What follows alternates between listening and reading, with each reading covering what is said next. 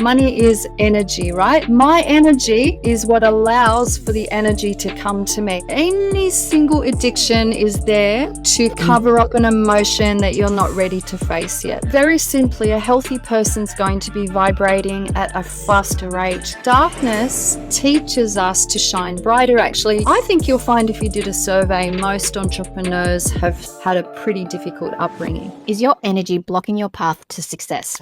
Our guest today believes that it might be, and she's dedicated her life to helping others break through these invisible barriers.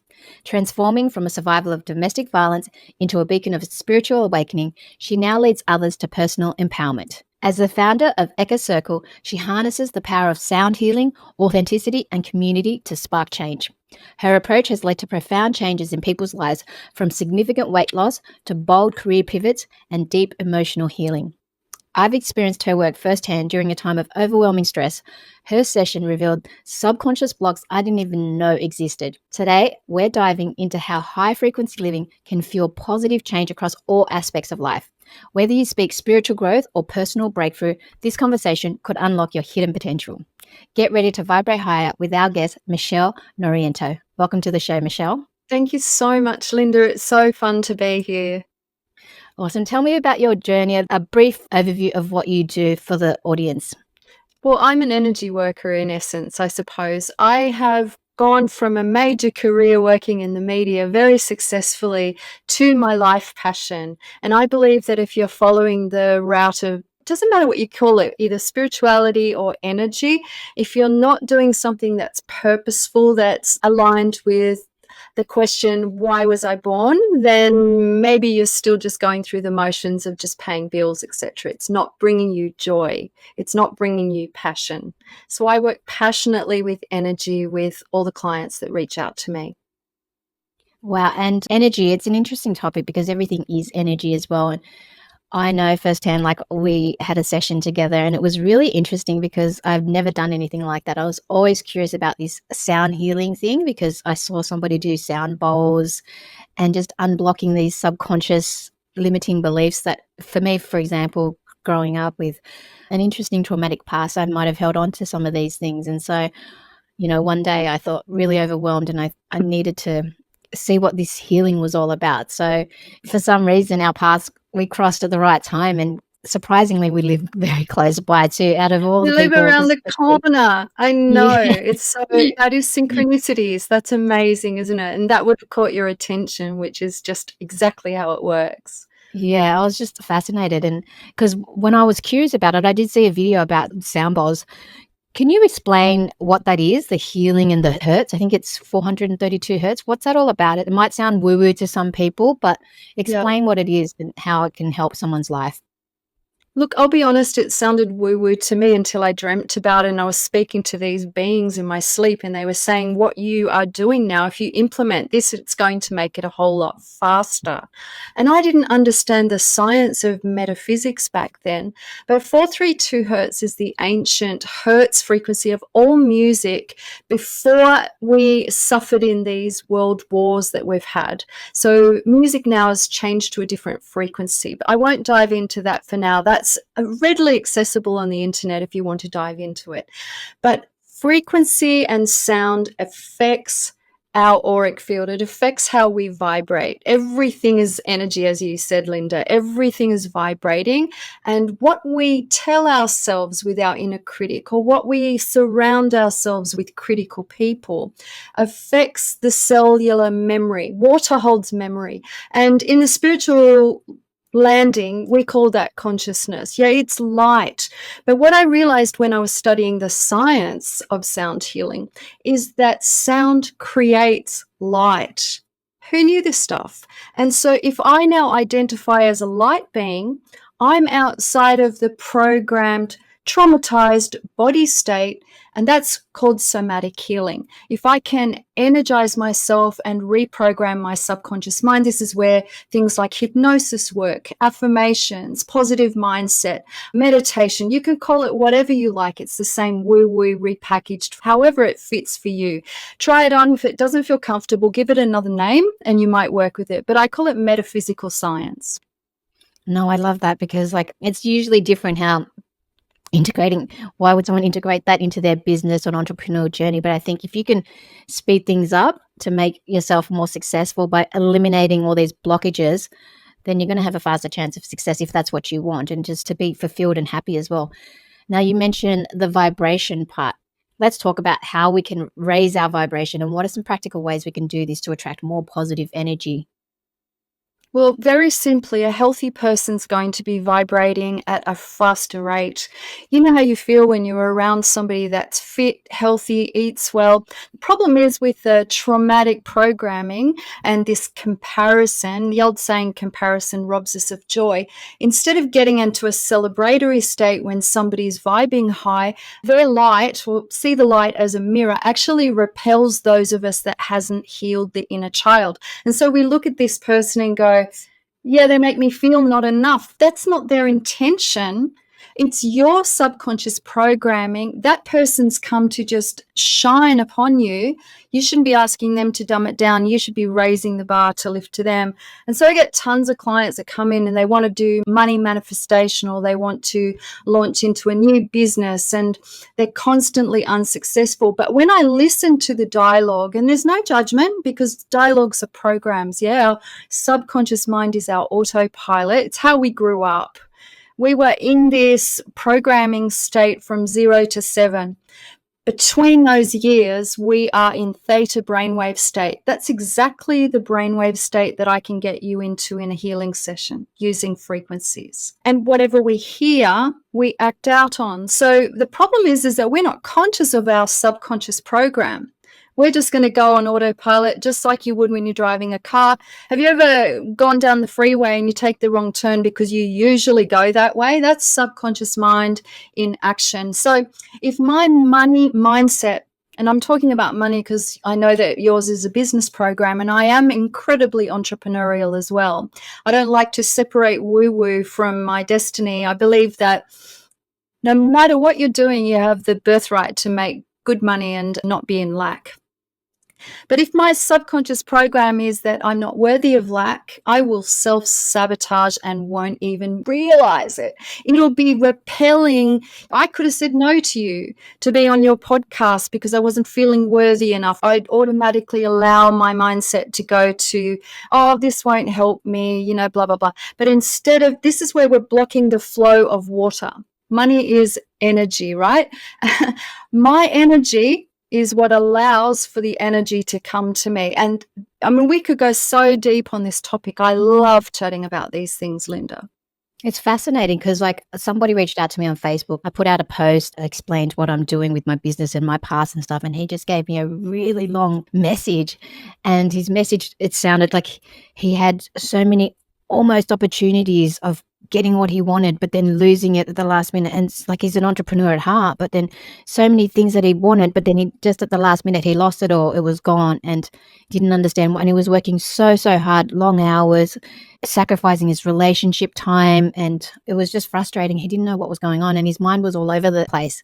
And I said, it's probably what you just said, that subconscious, something in your childhood or your upbringing that could be making you subconsciously not attracting these opportunities. So I've seen that happen to me too, when things are going so well and then I'm almost going to get something and then it's gone out of my hands. How can we prevent that? And how can we attract more of these great opportunities? Is it being more self-aware of our thoughts? Like, what do you think? Or is it a matter of what you said, just doing a session to see what's holding us back? It's all of it, or whatever feels good for you. I basically teach my clients that you have to listen to the scripting that's playing over, and that means to slow down enough, to be still enough, to realize, hey, what am I thinking in this moment? How am I feeling? It is feelings that attract energy. It's feelings actually that create the wave. If you are talking about manifestation, not only do I have to visualize it, I have to pull it down into the heart state and feel it so much so that it's become real. I call it embodiment. I have to embody the energy of how it feels to be successful on a podcast, for example, to be received and then release all the fears that my chitter-chattery mind might say to me, like, oh, what have you got to say? You made a mistake there. Whoops, you don't look so great today. You know, these are fears, and fears repel, right? So if I can make it really simple for you, speaking about energy, we're talking about love and fear. Fear is as close to death as possible. In fact, what if I said to you, fear isn't even real? But if you hold the energy of fear, you will attract things to be afraid of. And most of us are afraid of success. It's not even about, I can totally sympathize with what you're saying. I've made millions and I've lost them. I had to work on my own self-worth, and I'm still climbing this ladder again where unlearning is how Spirit said it to me in a channeling. I've got to learn to work on my own self-worth, to hold it and ask for wisdom this time. What would I do differently if I actually loved myself? Wow, that's self-worthy. I had another guest that was talking about that. That's one really strong thing that a lot of people have as an obstacle, the fact that self-worth. And I'm curious to know, how do we learn to love ourselves and increase our self-worth? Is there any things, strategies that you recommend that we can do?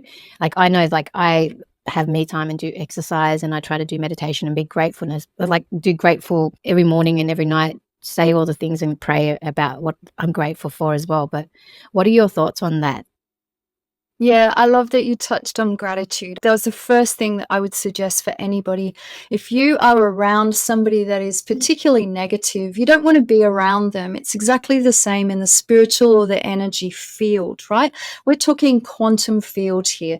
And most of us are at the point, whatever you want to label yourself as, that there is energies that maybe don't have bodies. They're all around us. There is no such a thing as time. So if I am continually complaining, I'm repelling any type of assistance, whether it's embodied in a human body or it's angelic or it's spirit guides, whatever it might be. Maybe it's ancestral. But if I lift my vibrational field, my Taurus field, with gratitude, I'm going to attract the assistance that I need. Most of us think that we're alone, and we're not. We're actually part of a soul family where you are me and I am you. That's why if I meet somebody that annoys me, instead of blaming that person, I need to look inward, same method, and go, what in me attracted that? What in me has been prickled? What is the trigger? The trigger shows you where you need the healing. And to find which dialogue is yours too. Like, my father was particularly cruel.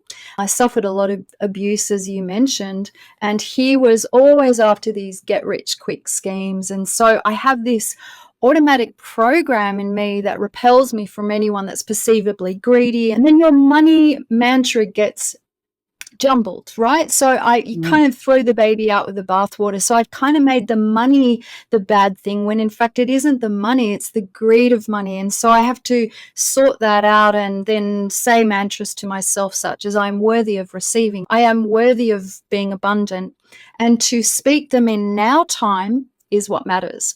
When I speak to a lot of entrepreneurial people that are trying to work on their own self-acceptance to hold the money, they might be making big money and they'll come to me and saying, why can't I hold it? What's going on here? We recognize the patterns. I will teach them how to talk in now time. Because if you're saying to me, I hope to make this money next month, the word hope, actually, when you break it down, is a doubt word, and doubt blocks a loving frequency. Of course, if we are speaking in now time, like, that's going to lead us to gratitude. I'm going to be like, I am amazing. I am successful. I've embodied it. It's already here. It's crossed over the space-time matter barrier. That's quantum. I remember telling you too, I said that every night when I pray for gratitude prayer, I used to say, thank you for the money that's coming my way, because that's what a book said to me. And what did you say about that? Because you said it's not money coming, like you said something, so that was pretty powerful. Thank you for my provision. Thank you that it's already here. Thank you that I am abundant. Thank you that I'm provided for. Because when you talk about the spirit. We're working with light here, which is breath. Yeah, the breath is directly connected to spirit. And I don't know that a lot of people know this, but breath connects to emotions. When you die, yeah, your spirit disconnects from the body. And it's only the spirit that gives us the accessibility to consciousness or the mind of a creator or the mind of things that are invisible. It is the ability that helps us to feel. Yeah, so as I mentioned before, feelings are your currency. Any spirit that doesn't have a body doesn't have these abilities to feel like a human would. That's why the body is coveted, and we should look after it like a beautiful house, temple, e.g., eat well, high vibrational living foods, not dead things, not things in packets, not things that have advertising. Eat things that are fresh, connect in with nature, with everything you do, grounding, breath work, swimming, exercise, and most of all, the mindset. I can have the healthiest meal possible that's made with love even, but if I think it's bad, therefore it is. I'm not tapping into how powerful I am. Wow. For the entrepreneurs out there, how can you tell the difference between intuition and fear when making big decisions, especially like, for example, my partner and I were just speaking about an opportunity in business that we should do together, and I was really excited about it. So how do we tell the difference between that? And then I said, what could go wrong with this? But how can we tell the difference between that intuition and that fear and let that intuition guide us to get success? Intuition will always lead you to a higher scale on the emotional chart. If you want to have a look at the consciousness chart, it will list the hertz frequencies of an emotion. Fear is pretty low.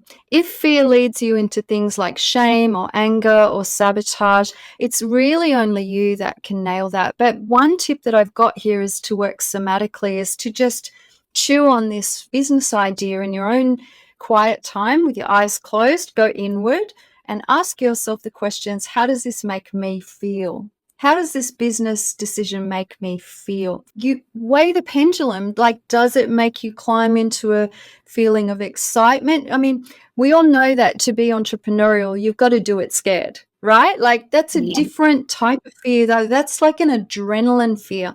I've only ever worked for myself, and a lot of the work that I did was on camera or with really top paying clients.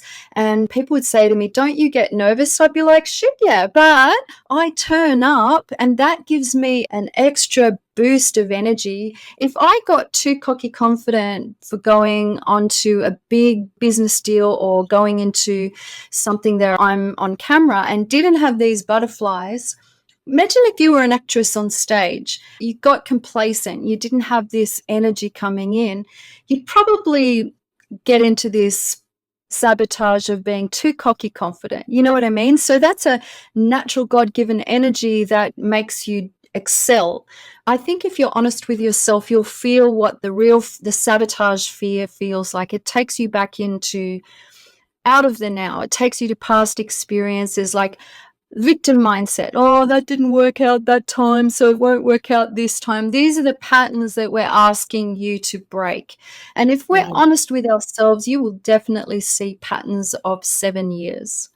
So gratitude. Oh, well, last time I didn't have enough money in the bank account. Oh, guess what? My rent got paid and I got some food, and oh, someone called me up and I scored this amazing job. So therefore, logic would say, as a pattern, we use this even with mapping anything. If you're playing the stock market, the top traders know to look for the patterns. Yeah. Just because it's peaking now doesn't mean it's going to drop. And energy is exactly the same. That candlestick method that they use is what we're talking about here, is the golden fee ratio. So I'm looking backwards and going, well, I got out of a stick last time. This time I'm going to excel even better. I'm going to amplify. So then I don't lean into the fear. But if it's completely off track from anything else I've ever done, that's when I'd weigh it up with this meditation to just tap in. Maybe it's your partner's dream and it's not yours, and ask yourself questions which helps the subconscious mind find the answers. It would be like, who am I? Why was I born? How will I help humanity? And will this business help my soul destiny? That's what I would do. And then the vibration attraction will come to you through synchronicities such as, oh, what a coincidence. Linda lives around the corner from me. Is that a coincidence, or is that vibrational attraction? Wow, that's pretty powerful. Yeah. Because with business ideas, I've had a few failures as well that I've launched blue light glasses for kids and I was so excited about it. Then I didn't do any ads and then it died down because of the fear of failure and I didn't launch it. So I'm just Yeah. hoping that this opportunity that we were just speaking about, I don't want it to die down as well, but I've got to be mindful of focusing on not too many things and just like not spreading myself thin, the shiny object syndrome with entrepreneurs that often they have. But I know that focus is super important as well. I'm So, guilty. I'm guilty of the same. It's like this bowerbird. Oh, yeah. But where attention goes, energy flows. The problem is, I think, when we do anything that we're not passionate about, it doesn't come naturally to talk about it. I could talk about these things for literal hours, and I do. I get paid now to talk about these things, and it lights me up. So I'm not bound by time. I'm not clock watching. It's not a chore for me. And so anyone that's not able to sell something, I would say ask yourself if you really think you're doing a service to humanity for this. If not, it's not authentic. And authenticity on the scale of consciousness is right up the top. It feels good to be me. I'm not like anybody else. I'm not going through this carbon copy anymore. I'm not going to jump on the bandwagon just because so-and-so is making money with blue light glasses. Do I really believe in blue light glasses? Is it my passion? Do I want to change humanity with it? And if I don't have that excitement, I'll give that a pass now. Is it adding to my dream? If it isn't, bye-bye. It's not for me. right. Yeah, that's something to think about as well. Can we go back on that healing work? Because I'm definitely curious about that, especially how it can help improve us as well. How many times do you think a person needs to have a healing work? Because when we did our session, I've never done it before, so it was very interesting. And I was intrigued by it as well. You did something where you did some chant, and I thought, is this witchcraft? What's going on? Like in my mind. So. Accusations there. I mean, witchcraft is a big word and a lot of people would use that. It is inversion though. Yeah. Am I doing it for the better good or am I doing mystical work? You can swim, there's pendulums. You can use any tool for good or evil, right? Am I there to enhance you? Am I there not judging you? Am I there to bless you?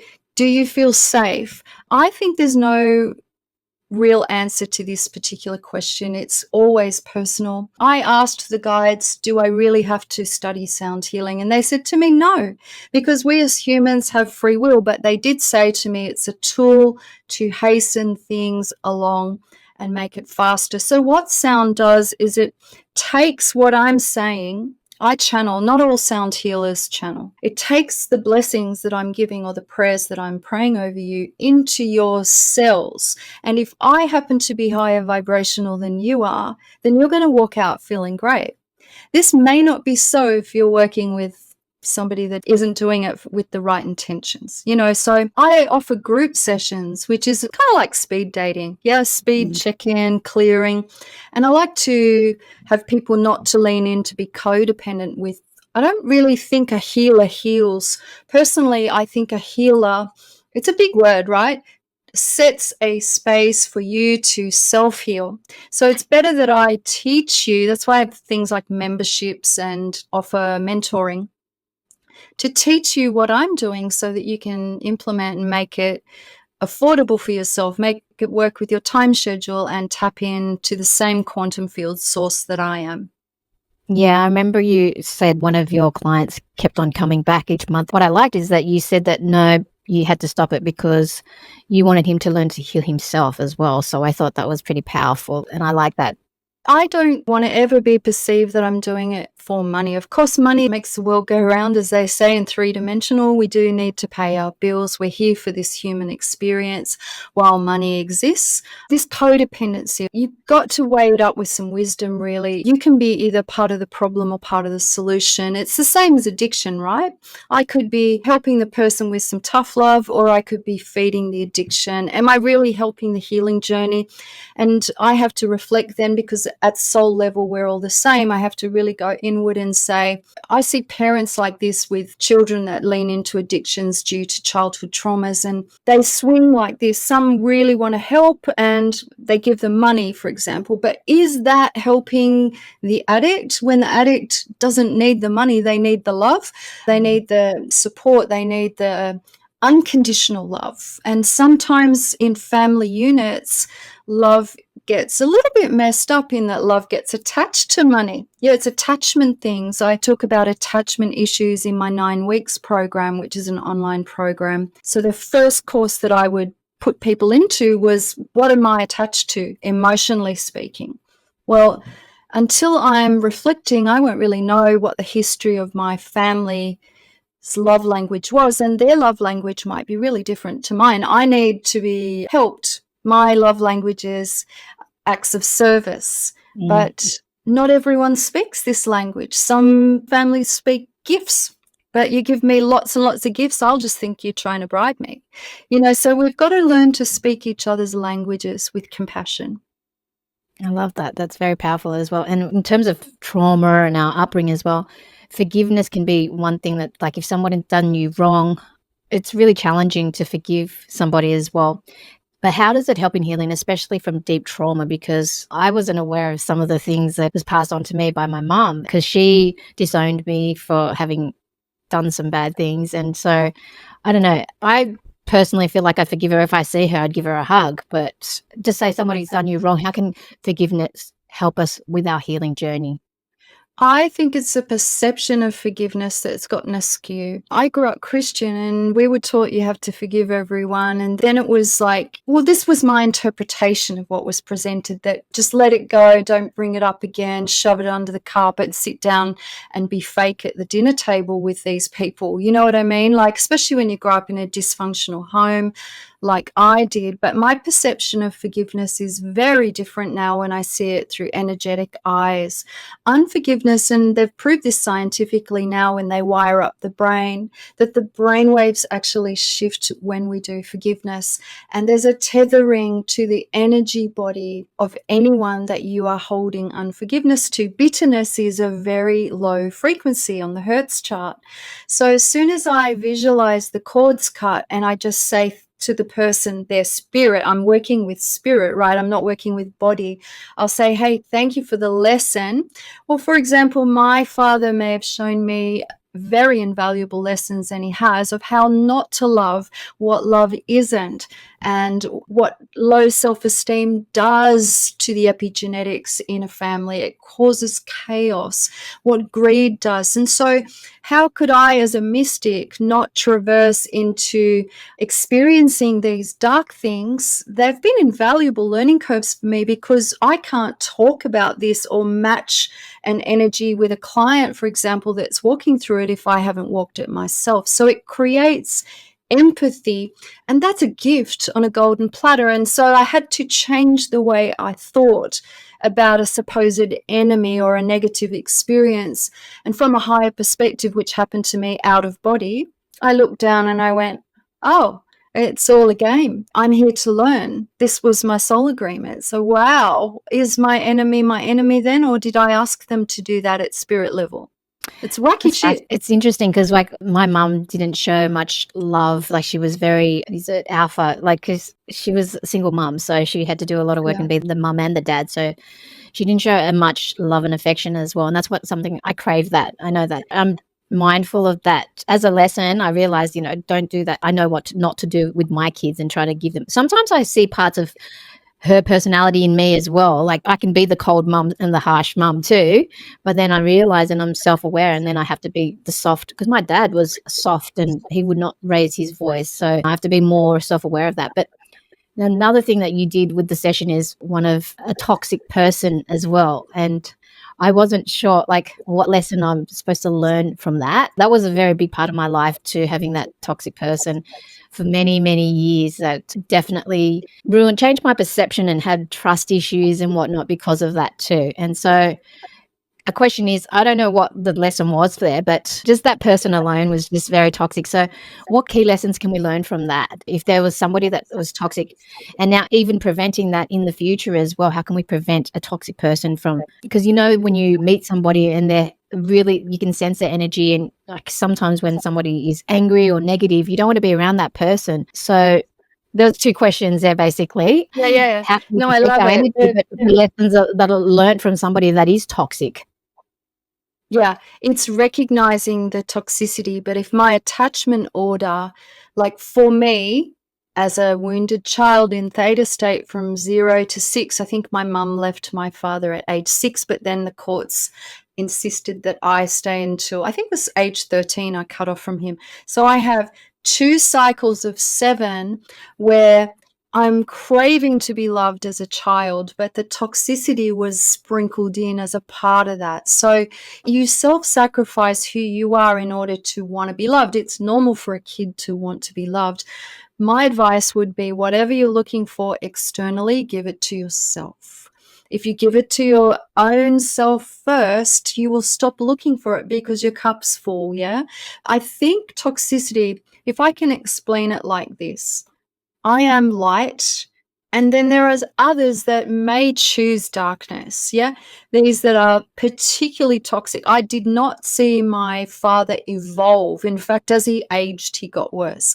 He didn't learn the lesson because he had a narcissistic personality disorder. It took me decades to put words to this. I just used to think more in the victim state. What's wrong with me? Why am I rejected? Why do I have to suffer in a family like this?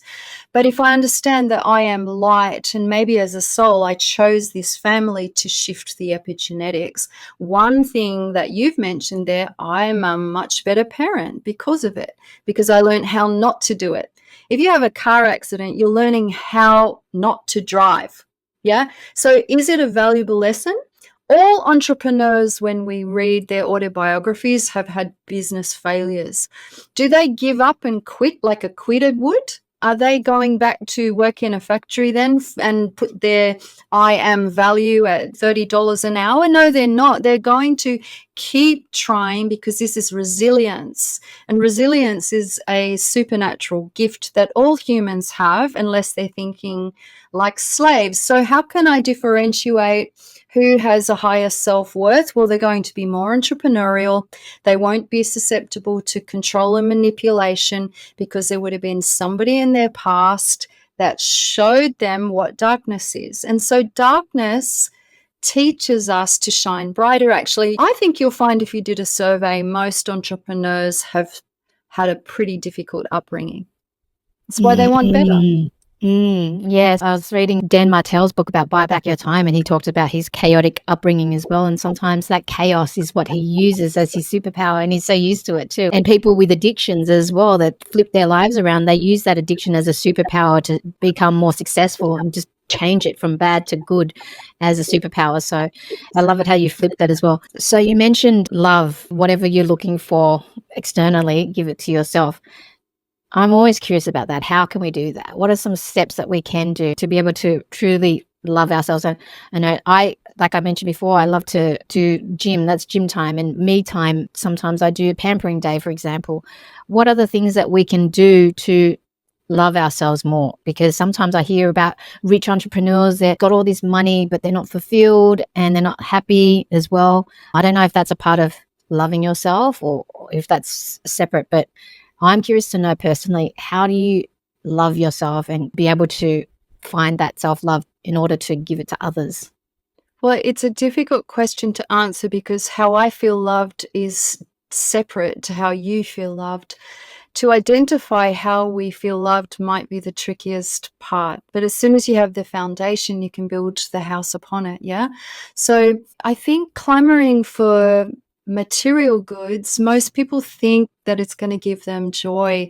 Most rich, successful people will tell you that they thought that too, and they get there and it actually makes them feel sadder. So if I felt loved, for example, with trustworthy friendship pools, and I add a whole lot of finance and a whole lot of success and a whole lot of fame to who I am here and still expect to be loved by friendship groups that I can trust, that are supportive, it's going to be less likely to happen when I have fame and fortune, right? Because that's when all the fakes come out. Look at anyone that wins the lotto, for example. They quickly find out who their long lost besties aren't, because they're the ones coming out saying, give me this, oh, you're amazing. If we are susceptible to that fakery, then I would say that we're not tapped into our own authenticity. So it's just learning how to shield up from all of that. And we touched on shielding. If I am leveraging my feelings and how I feel and the power of that to the crowd, then I am not full. If I am going to give you the power, Linda, to make me feel bad today, then I have given you way too much of my internal power.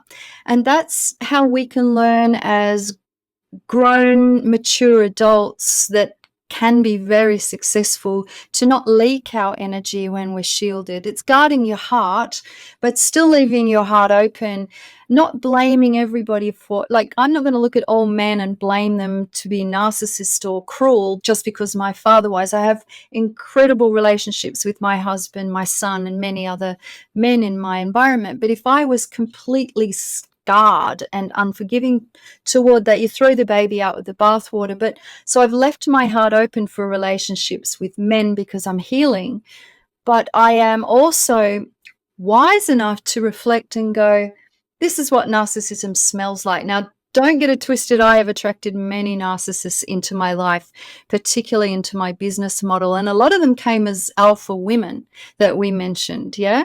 But know this, that a lower density being needs the light of another. And so darkness comes to light. And it's the light's job to shield up. And you do that with self-loving boundaries. I'm very giving, and I've given a lot of my wealth away. Spirit has literally channeled in messages to me that I would be much more successful if I hadn't done X, Y, Z. And I have wrestled with that for a long time, because you say to yourself, but what's wrong with giving? Giving's great, right? We're taught to give. Giving is amazing. I love to give. Giving lights me up. What I didn't tap into was the inner child's motivation for giving. If I'm giving to be liked, that's manipulative. It's a very different energy than giving just because I want to be a blessing to somebody. So I have to literally slow myself down, because the wounded child in me would work so hard, so fast. My drug of addiction is to be busy, which is an attachment. Any addiction, any single addiction is there to cover up an emotion that you're not ready to face yet. Forgive my doggy for barking. Any addiction is there to numb you from the pain of feeling, and yet we need to feel to heal. I hope that helps. So you mentioned entrepreneurs, like we always keep busy, and that's one thing I do too, like a workaholic and just always getting as much work done as well. And burnout can be a real issue for many entrepreneurs. How can energy work help entrepreneurs prevent this and avoid the burnout?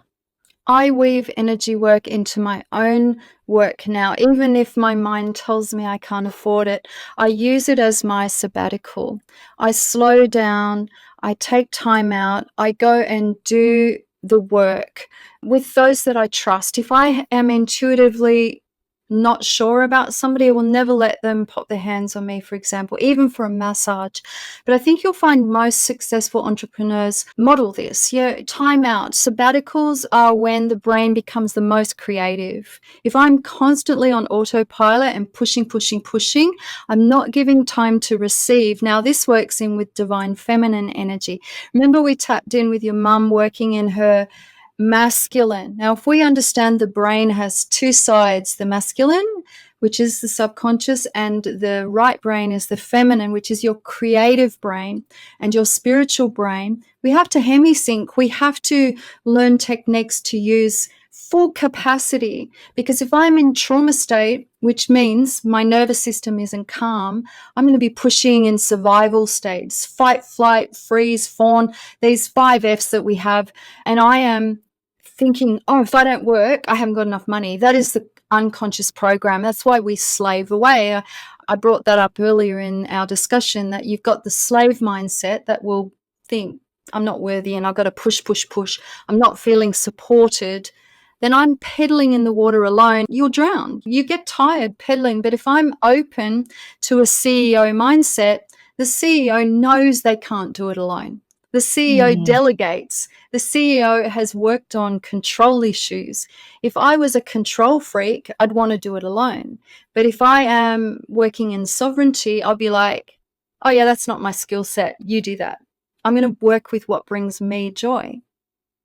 I like that. Yeah. And definitely, I find that that's true. That when you delegate the tasks that you don't like, it gives you more time to do things that you're more passionate about as well. Yeah. So it's Yeah. very interesting.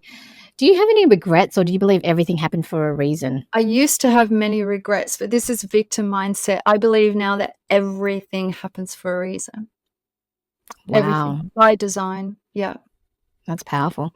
And do you have any books or mentors that have just made a huge impact in your life and awakened your mind? Look, I'm an avid reader. I don't read first, though. I channel first and then I go looking for the match to expand on what's been shown to me. So I'm more one that works in reverse. That's just my methodology. But I think whatever you are ready to receive is what you will receive. So if you resonate with it, then eat it like it's time, you know. So there's so much out there now. We're so blessed in this season to have so many books, so many awakened souls, so many ways to make money.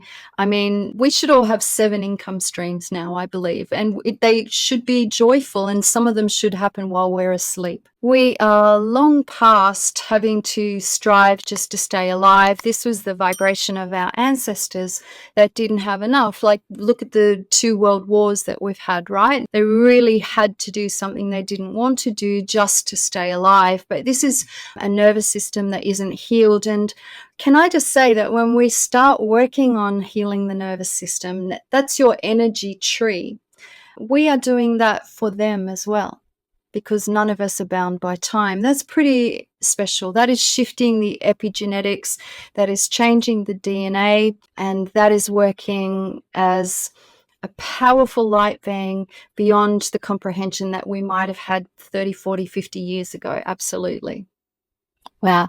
I wanted to take it back as well and ask you, how did this channeling happen? I should have asked this at the beginning, but I'm just curious to know, were you always gifted with it? Is it like, No, how did I this all mean, happen? I look at as a child, I had many dreams. I could see the future and stuff, and had a lot of interaction with spirits, etc. But my environment made me fearful, and you don't have the capacity as a child to understand these things. So I switched it off. Fear will close doors. That's a nice quote. If you want a door closed, get fearful about it. Yeah, so I closed the door to my mystical abilities, or my ability to tap into higher vibrational beings that wanted to communicate with me. But it was the year that I had my son. I was living in Indonesia at the time. I would say I'd been a seeker my whole life, e.g., I've read every single spiritual book and questioned everything, and very hungry for spiritual things. It's just wired in me. But then I decided, oh, it's all rubbish. I'm just going to switch it off, and just decided not to believe in anything. I was, as we were saying, everything is a coincidence. I don't really think there's any purpose or point to life. And that actually leads you into Great Depression, actually, if you get to that point. But that was where I was at. I just had my son, and I had a supernatural experience with very dark spirit beings that were tossing me around, not just me, but my mum, for 9 months. And so you get pretty desperate at a time like that. And I remember just sort of going into my bedroom, slamming the door, and praying to what I perceived to be a creator that I didn't even believe in. And I said, if you're really there, I was so angry. I was like, and I didn't even believe what I was saying, but it was my time to be awakened, and I got zapped in the head. And to speak that publicly has taken me a long time, because my son is 30 now. I always felt that if I spoke my authentic truth, that there would be judgment.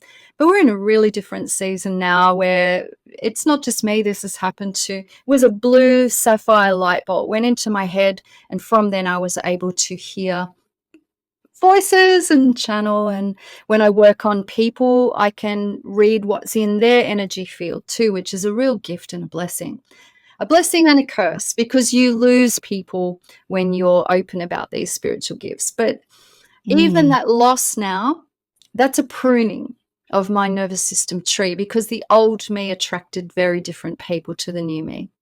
And now that you're in this realm, you're attracting the right like-minded people as well that are seeking this knowledge as well. So, Yeah. yeah, that's fascinating. If there's one key message you'd like to leave the audience with, what would that be? Nobody can manipulate your free will. And if they're trying to, You need to step into your own sovereignty and shield up and protect what it is that you really desire and love about your life and what you want to make better for the world, because nothing can stop that. That's beautiful. Guys, if you found this valuable, please do me a favor. It does make a huge difference. Hit that follow button on the podcast. And if you're watching on YouTube, please hit that like or subscribe or leave a comment on what your thoughts are about all these spirituality manifestation topics. So I find it fascinating, but let me know your thoughts. Finally, Michelle, where can people find you if they want to connect with you? My website is ekasanctuary.com and all of my details are there. I'm on most social media platforms and I try to channel and speak live daily. Yeah, that's been my gift as an offering to those that are vibrationally attracted. And hit my inbox. I'd love to hear from you.